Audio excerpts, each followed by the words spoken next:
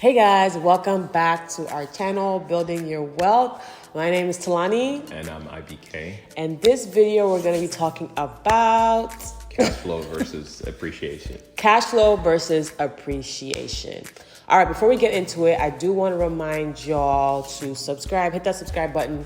We do post videos every week. I know we took a little break because as you can see, we moved. Yes. More on that on my other channel. We also have a private mentorship group. If you're interested in that group, we talk more in depth about these topics that we speak on here. And we also tailor the videos to our members that are within that group. So anyways, check that out. That's going to be in the description box and let's get into it. I realized that in a lot of our discussions so far, we throw out a number of terminology items that I tried to explain during the video, but we felt like it would probably be a good idea to have like a word of the video or word of the week that we choose, provide a definition, talk about it before we actually go into the topic for that video. Mm-hmm. So today we're going to start off with simple terminology of a bond.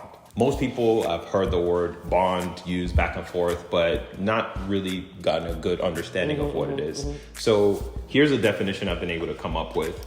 A bond is a debt instrument that is typically issued by governments or corporate entities or corporations in order to raise funding for operations or capital investments. The bond issuer promises all the lenders, which is people giving them money, a coupon payment, which will be like the equivalent of an interest payment on a certain interval. It could be monthly, it could be semi-annually, it could be annually for a specific holding period with the full capital repayment on the back end of that holding period. Bruh. So, okay, let's break that down. Break it down. All right. 3 more levels down. Okay, let's scale it back into like day to day. So I'm the bond issuer. Okay. Me, IBK Corporation or IBK government entities wants to raise money. Okay. I go and solicit Talani. I go and solicit a whole bunch of people and say, hey, I want to raise money. If you invest, each person, I need you to invest $5,000 each. Okay.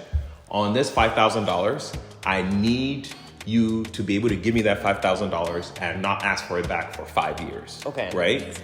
During those 5 years, I will be paying you $100 every 6 months. Okay.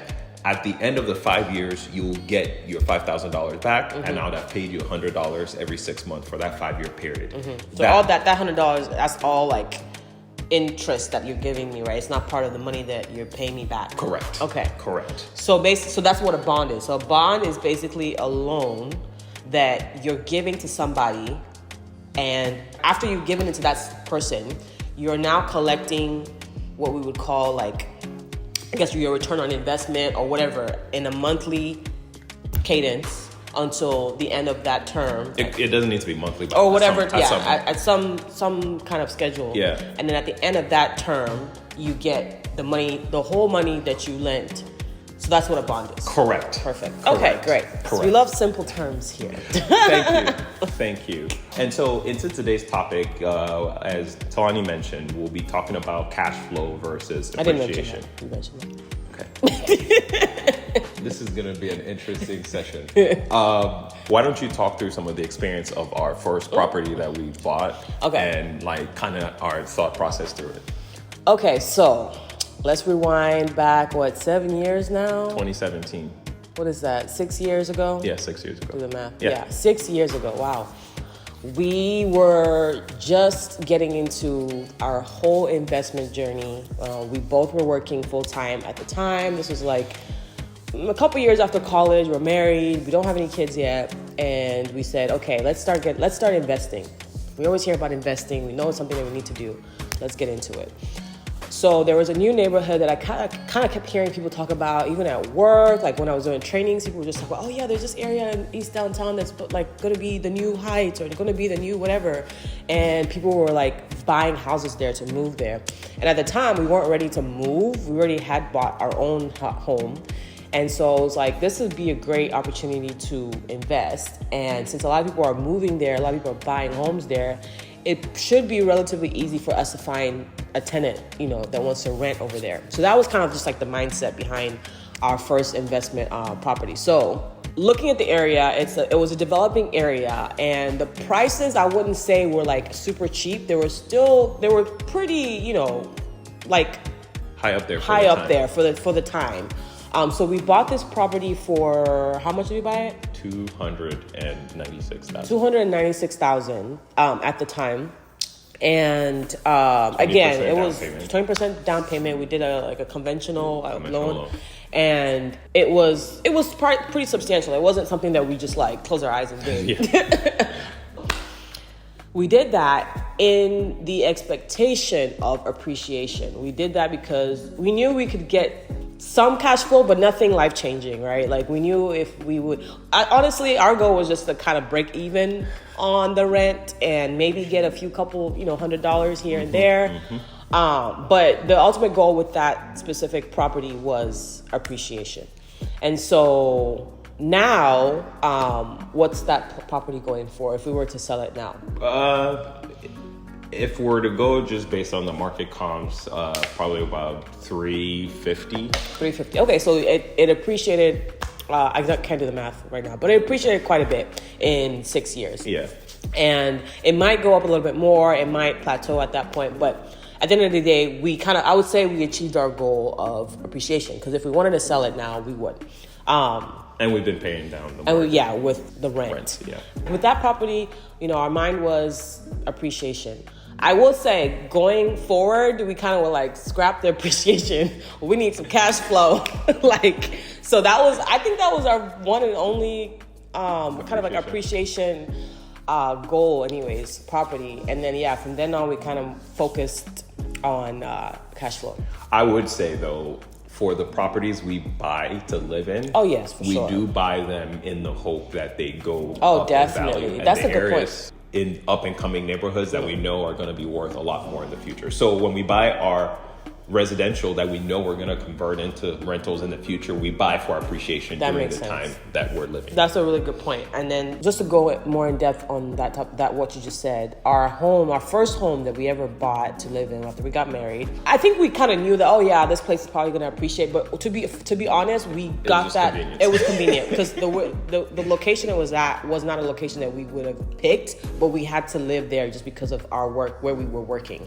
But it was definitely an appreciation play, I guess, because we bought that home for how much? $194,000. Mind you, this is 2015. Yep. This is a long time ago. We can't really buy that anymore. But now, how much is it going for? $330. So that's another appreciation example. And then our home that we just moved from, we bought it in an area that was not necessarily, I would say it was already kind of established. It definitely has developed. I guess actually, no, never mind. I take that back, because I knew they were going to be doing some work around there. Anyways, we got that home because we liked the location, to be honest. It's very close to Houston, very close to downtown, but basically right outside of downtown. And so that property too has appreciated a lot. So we've talked about appreciation and cash flow in the introduction that Tawny gave. And so I'm going to dive a little bit deeper into each one of those and provide some features of each one. So for cash flow, I would define cash flow as the difference between your net operating income, which is defined as the income you collect from rent minus all the property taxes, insurance, maintenance, repairs, all that stuff. That is defined as your net operating income, whatever is left over. And if you have debt, then you now subtract the debt service, which is your principal and interest payment based on the purchase of the house. The difference is cash flow. So it's net operating income minus debt service is equal to your cash flow. So some features of buying properties for cash flow is that you see the immediate effect, and it is felt, and you're able to subsidize your living expenses from month one of when you start collecting rent. Housing is a required commodity in life. People always need places to live. Yes. And so the fluctuation in the value of housing prices, you're not really seeing that in your rental amount, because the fluctuations are severely dampened in your rental amount because you are investing for the cash flow. You are in control of the amount of cash flow that you get to some extent because you can increase the rent to go with inflation over time, where you can't necessarily control the value of your house. That is based on external market conditions. And then the actualization of your value, which means the benefit you get from the cash flow is on a steady interval, which will be monthly as you're collecting rent throughout the time you own that property. So those are some of the features of cash flow, and which is one of the things that attracted us to it in the first place after our first appreciation play. Yeah. For appreciation, this is the growth in the value of a particular real estate property based on the market assessed value of that property. And the reason why I say market assessed is because you do not have control over the value of your house. Sure. It depends on the comps around and other factors that come into play, especially if you're buying residential properties. For commercial, the value is determined by the amount of income it is generated, and we can talk about that a little bit different or in another video. But some of the features of appreciation is you definitely do get a potential higher upside from appreciation, in the sense that, like, the property we bought in 2015, going from 194 to over 300,000, that's over like $100,000 in appreciation, which in cash flow, it would have been really, really hard to get $100,000 in cash flow over 8 years, right? And so you have that massive upside. And you do have the opportunity as an investor to tap into that equity by either taking HELOCs, cash out refinances, or just outright selling the property to realize the value. But the difference is the actualization of the value is not on a set schedule. You could have longer periods in between to wait for that appreciation to build up, and then you actualize it, and it's typically like a one-time deal, right? And so the one-time aspect of it is not something you can continue like tap into, if you get what I'm saying. And so you can also multiply the effects of appreciation through using leverage, as in buying the property with loans as opposed to like cash. And so that's another interesting aspect about appreciation as well. We can go into detail that later, but for us, we lean a little bit more towards a cash flow play because, you know, we feel like we have more control over our destiny there. You can see the immediate impact as we highlighted in some of the feature. And I just want to say it's a matter of personal preference. There is no right or wrong way. It is just up to you to follow a strategy that works best for your situation. Yes. One thing I want to talk about, how do you approach a cash flow opportunity versus a appreciation opportunity? Let me kind of explain more what I'm talking about. So when we say, oh, we go for more of the cash flow plays, what does that mean? For us, it's been like properties that are not so high as far as like what they're worth at the time, but the rent that you can charge for it is a little bit, help me out here, I'm trying to explain it. So, cause I was just thinking, someone might be like, okay, how do you know which one is appreciation? How do you know one is cash flow? Like, how do you target a specific play? And so can you kind of elaborate on that? So let's look at the type of property. So for our cash flow property, just a small profile, and I'm not saying this profile cuts across the board, it's lower to middle income housing. Okay. Where majority of the people, of the demographics you're going to be appealing to are going to be longer term renters. Yes. Where, you know, you have stability in the environment. It's not really like the most up and coming place that is gathering a lot of interest and people are wanting to move in there. Amenities are showing up every day. It's a stable neighborhood, but the rent to value ratio provides like a nice return. For the appreciation play, you are tapping into a neighborhood that is growing. Maybe new businesses are coming into town. There are new developments showing up. A new demographic of people who are potentially higher income are moving in, and amenities are being put in place to appeal to those people. That is where you get a lot of the appreciation play. Okay. So it's not a matter of like the price, because, you know, a cash flow play in New York might be $500,000. Yeah. But a $500,000 cash flow in Texas does not make sense at all, because you're not going to really get the rent to match that value of housing. So it's not a matter of price point. It's a matter of like the surrounding situation around the property you're trying to buy. I hope, does that help somewhat? Yeah, no, it definitely helps. Is there a situation where you can kind of get both? Yeah. Because I feel like with our property, the first house that we got, it's kind of become, even though we got it and it's appreciated a lot, that's the one that has gone from 195 to 330. It's appreciated a lot, obviously, but also the rent that we are able to charge for it has also gone up a lot. And so we are able to get a good amount of cash flow from that property as well. And then also, enjoy the benefits of appreciation. Correct. So, and I think that there are obviously those unicorns everywhere. Mm-hmm. And one of the things that... So you think it's a unicorn? You don't think it's like a common thing? It will become more of a common thing if people held onto properties longer. What happens a lot, the longer you hold onto a property, because of some of the things we've talked about with inflation and the diminishing value of money, you are going to have a cash flow and appreciation baked in.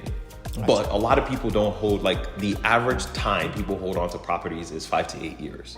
Oh, wow. Yeah, I think this is a good pin to put in this discussion. If there are any interest of things you want us to go into a little bit deeper, please let us know. And then we can make another piece of content around that. Awesome. So I hope y'all learned something on this video. I hope you learned what a bond is. Because I hear that word a lot. And honestly, I had an idea of what it was, but I never really thought about the full description and all that kind of stuff. So hope you learned something from this video. Again, I want to remind you, hit that subscribe button. Yes. If you like what we're doing, if you like the information that we're sharing, let us know in the comments. It really helps motivate us to continue making these videos. And yeah, hope to see y'all in our next video. Catch y'all later. Bye. Peace out.